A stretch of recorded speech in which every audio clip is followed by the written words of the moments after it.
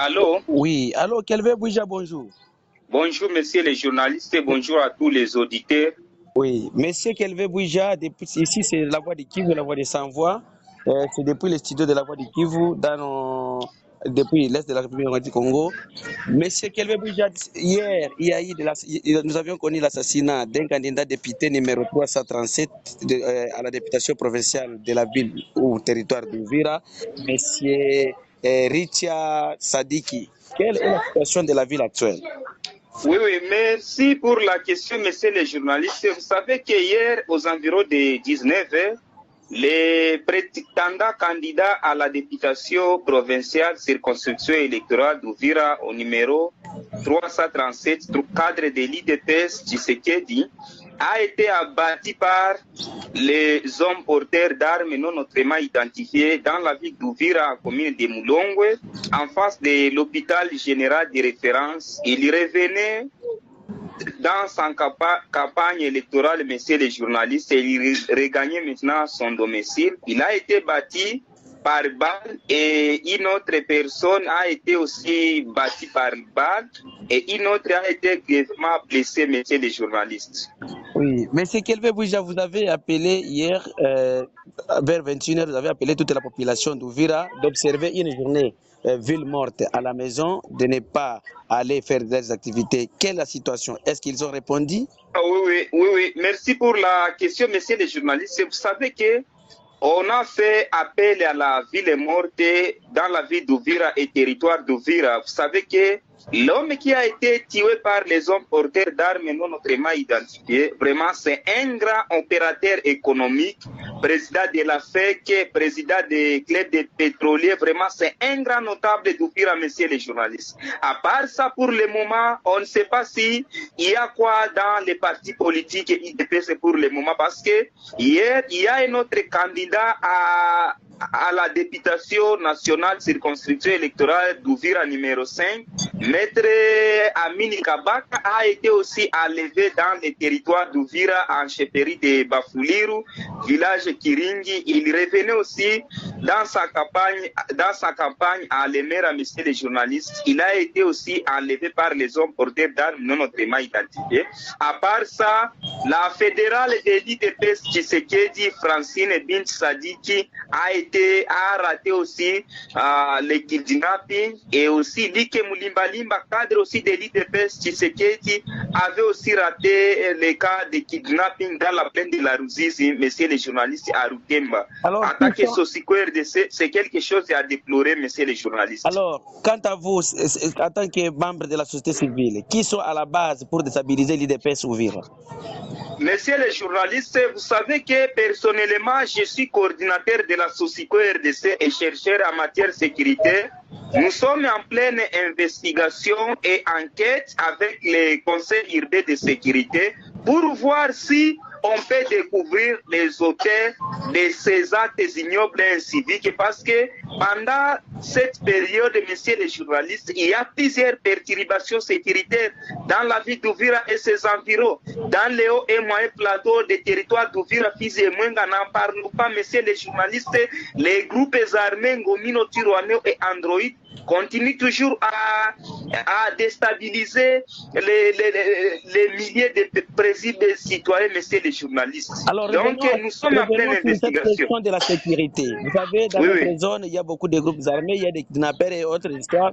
Quelle est la situation des députés provinciaux et nationaux qui font leur campagne dans cette situation, dans des conditions très difficiles, dans des milliers Merci pour la question, messieurs les journalistes. De ma part, d'abord, je vais profiter de cette occasion à saluer le président de la République, Fachi Beto numéro 20, parce que vous savez que beaucoup de personnes ont postulé, croyaient que les partis ou bien les regroupements politiques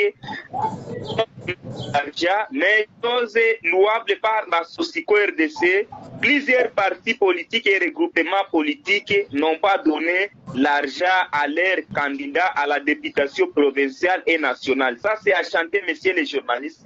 Si dans les partis politiques et regroupements politiques, les postulats, s'ils devraient avoir de l'argent, messieurs les journalistes, et dans la ville d'Uvira et ses environs, on devrait continuer toujours à enregistrer les cas d'assassinat, les cas de mort chaque jour dans cette ville. Parce que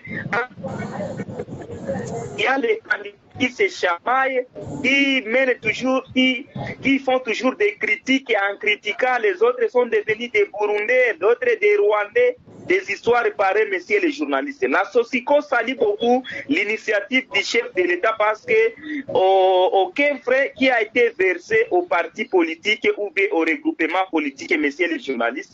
Et j'ose croire que beaucoup de personnes ont postulé, il était question de chercher seulement l'argent parce que vous savez qu'avec nos investigations que nous faisons jour au jour, messieurs les journalistes, il y a des catégories de députés. Il y a les députés subjectifs et les députés objectifs. Les députés subjectifs, ce sont ceux qui veulent postuler juste pour chercher de l'argent. Ils peuvent acheter des maisons, des kiosques et faire aussi des commerces. Les députés objectifs, ce sont ceux qui postulent pour regarder comment défendre les intérêts de la population, voter les lois, contrôler le gouvernement, mener les plaidoyers en faveur de la population. Mais les distraits le sont en disant les députés subjectifs sont là, c'est juste pour critiquer d'autres députés dans les réseaux sociaux, aux médias et même dans des communautés, messieurs les journalistes, il y a plusieurs dégâts qui sont enregistrés dans la ville d'Uvira et ses environs. Il y a ceux qui effacent,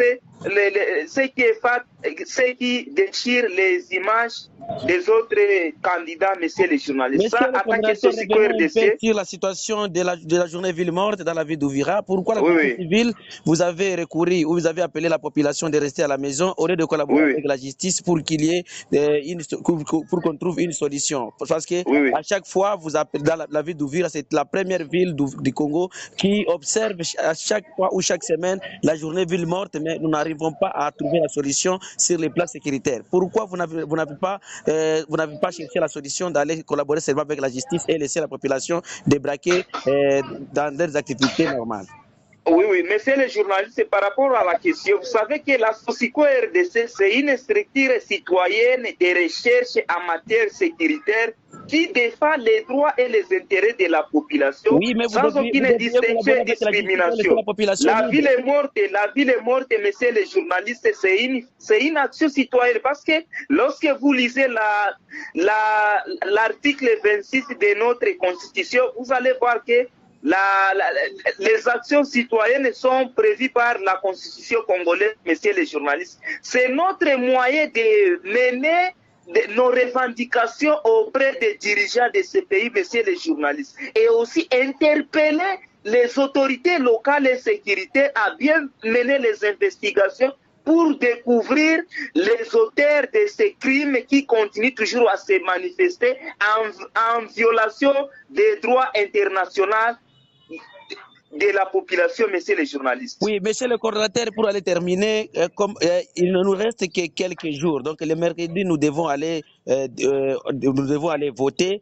Comment vous avez préparé la Sosico RDC pour surveiller ou bien pour faire l'observation des élections?